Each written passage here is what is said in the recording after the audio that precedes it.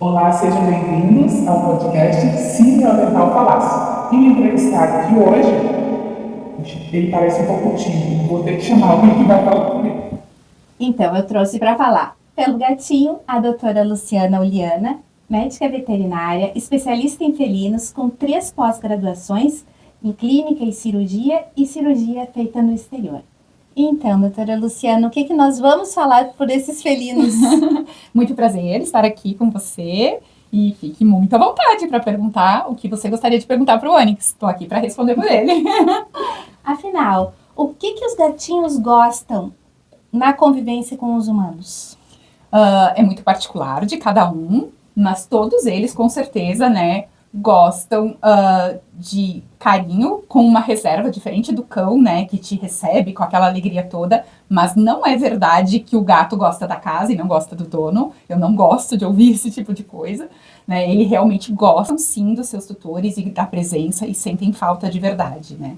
E o que eles gostam, né, carinhos em alguns lugares mais do que em outros, né, no queixo, na cabeça, preferência. Algumas partes eles não gostam, barriga e tudo. Uma alimentação saudável, claro, brincar sempre, né? Eles gostam, principalmente quando bem jovens, depois eles já gostam de dormir mais, mas eles gostam da convivência, dormir encostadinho, trocar calor, né? O gatinho é um bichinho bem quentinho, então eles gostam de encostar na gente, dormir juntinho. E tem pessoas que têm medo de gato. Na verdade, assim, pela história, o gato é muito mal falado, né? É muito triste isso. Quando a gente pensa em tudo, né? Na época da Inquisição, na época das bruxas, as bruxas tinham gatos, mas elas eram as médicas da época, vamos dizer assim, né? Que elas faziam as poções, na verdade eram medicamentos, eram plantas, chás medicinais, e elas sempre tinham gatos, então...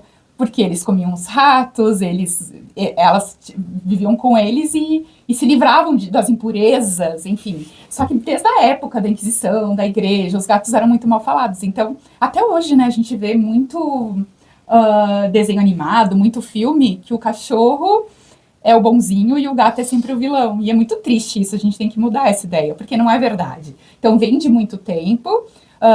Depois, a gente tem que pensar na domesticação também. Porque o cão, ele foi domesticado já há muito mais tempo do que o gato. Uhum. E o gato, por muito tempo, seguiu vivendo na rua e muitas vezes as pessoas tinham para evitar as pragas de verdade, né? A origem do gato é no deserto, né? Nas regiões quentes, e quando eles vieram nos navios para cá, por exemplo, eles vinham justamente para evitar as pragas que vinham junto. E assim eles foram povoando o mundo.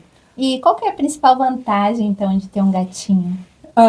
Hoje não é, né? Para matar rato e barata, pelo amor de Deus.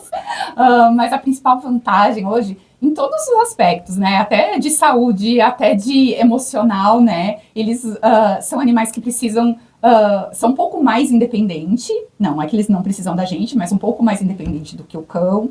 Eles toleram ficar mais tempo sozinhos. Diferente do cão, tu não bota numa coleira para sair para caminhar, a grande maioria deles. Eu tenho poucos pacientes que conseguem. bem poucos. A maioria tem bastante medo. Às vezes, quando filhote, eles aceitam mais, depois eles passam a ter medo. Então, a maioria realmente não sai e não tem essa exigência tão grande, né, de um espaço, de um caminhar maior, como um cão. Então, acaba sendo assim, a gente morando em casas, em apartamentos cada vez menores, a tendência das pessoas terem cada vez mais gatos, né? E pro emocional desse humano que resolve ter um gatinho, qual a vantagem? Faz muito bem, assim, a gente vê muitos casos onde é até indicado, né? Então as pessoas, hoje cada vez mais, cada um vivendo a sua própria vida e as pessoas muito sozinhas, eles vêm para agregar, assim, a pessoa tem um motivo para voltar para casa, eu tenho aquele bichinho me esperando para cuidar dele, né? Então, ter alguém que depende da gente acaba fazendo a gente ter vontade de voltar para casa e de cuidar. Acaba a gente se cuidando mais em função deles também, né? Então, é muito bom. É muito bom sempre. Nossa, já é provado. Eu gosto. Que coisa boa. Então, diante dessas várias possibilidades de ver o gatinho de uma maneira mais realista e não as fantasias dos filmes, então é bom. É muito bom. Só faz bem pra gente. E quanto à raça dos gatinhos, é qualquer raça? Tem raças mais indicadas? Como é que é?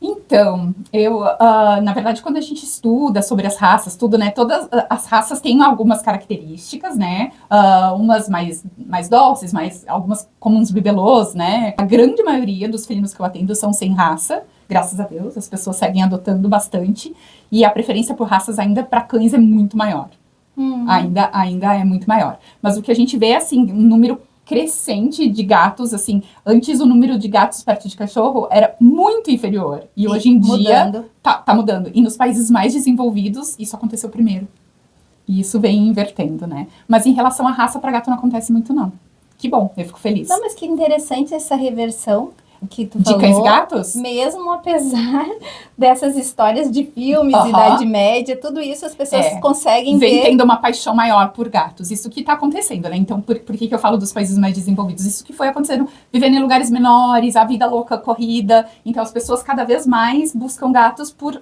exigirem menos da gente. Sim. Então isso tem acontecido e tem aumentado muito o número de gatos em relação a cães, que antes era muito, muito disparelho.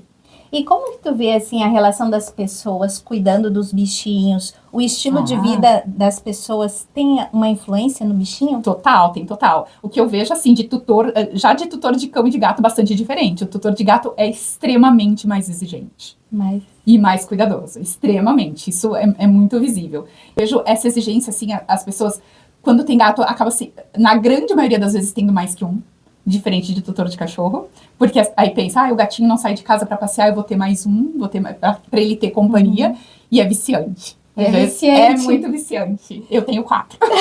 Porque da minha especialização também atendo bastante cachorro, e desde o começo, né? Mas o que eu vi foi desde a minha graduação, assim, na minha universidade tinham 9 consultórios. 8 de cães e só 1 de gatos. Nossa. E ninguém queria ir pro de gatos. Nenhum dos estudantes de veterinário queria ir pro de gatos.